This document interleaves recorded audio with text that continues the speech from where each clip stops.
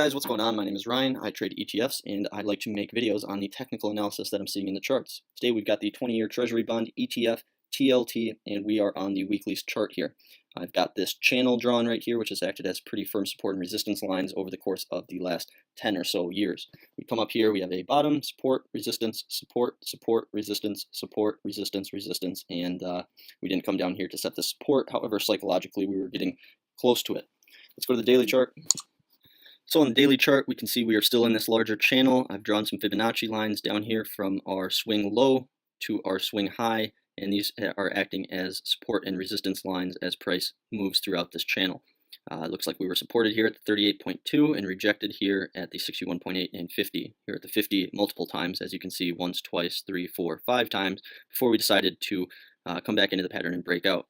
I was seeing a bit of a cup and handle situation going on here, with our neckline being this skinny black line right here, and this cup would be right here. We flag out sideways, this is our handle, and then we shoot up much higher.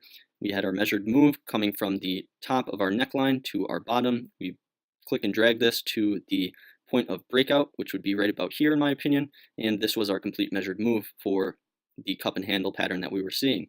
And so a week ago, as well as 2 weeks ago, I predicted and drew this target box right here, and TLT has actually been my most accurate analysis so far, and so I'm happy to see that this has played out so well.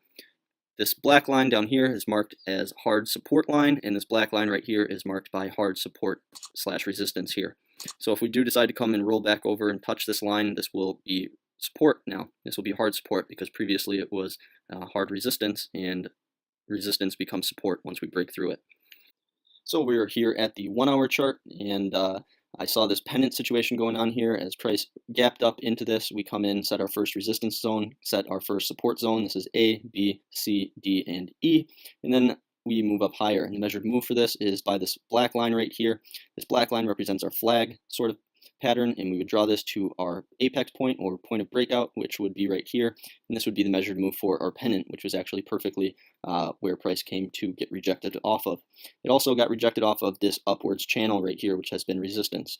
I have this support line right here, which has acted as support. We were supported here once, twice, 3 times, and then we got rejected off of it and had a bear flag and moved down sideways. Here at the support, the resistance, we were rejected once, twice, and 3 times before rolling over. So for those of you that didn't watch my video or my analysis previously on TLT a couple weeks ago, I ended up marking down what I was seeing here, luckily in TradingView, and they have this nice thing where you can track your trades that way. And so if we zoom in, we can see that we were just at the point of the wedge pattern that I was seeing. We came up, we had our A, B, and I predicted we would do our C, D, E, and then move higher. This would be our measured move up here. And what happened? Price ended up coming into our target very well, our measured move for both our cup and handle as well as this pennant before rolling over. So this is my sell target, and you would have captured a nice little move there if you had followed that trade. I didn't listen to my own analysis, and I instead sold out fairly early into this breakout of the pennant. I think I got rid of it right here just to capture some gains. Also, we hit my sell target for the first time, and we started to make some green candles, and I decided to sell out right there, but I missed another $2-3 buck move upwards. So going on to the 15-minute, what do I expect for next week? Well, it looks like we are moving sideways to downwards, and my first buy target is going to be right here at the $124 range, because we have 2 Fibonacci support lines right here.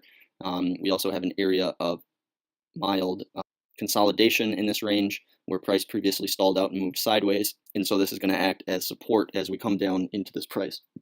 I'll probably take a new position here in TLT once we get to this range, or if we get to this range. If we break below this range, like I said earlier, this black line right here is now going to be hard support for us, and I will happily buy more bonds down here at this buy target number 2. You can see that we're making a new uptrend here for bonds, and that would make sense as far as the market cycle goes, and therefore I think it's probably a good time to be a dip buyer and buy it down here at this low level.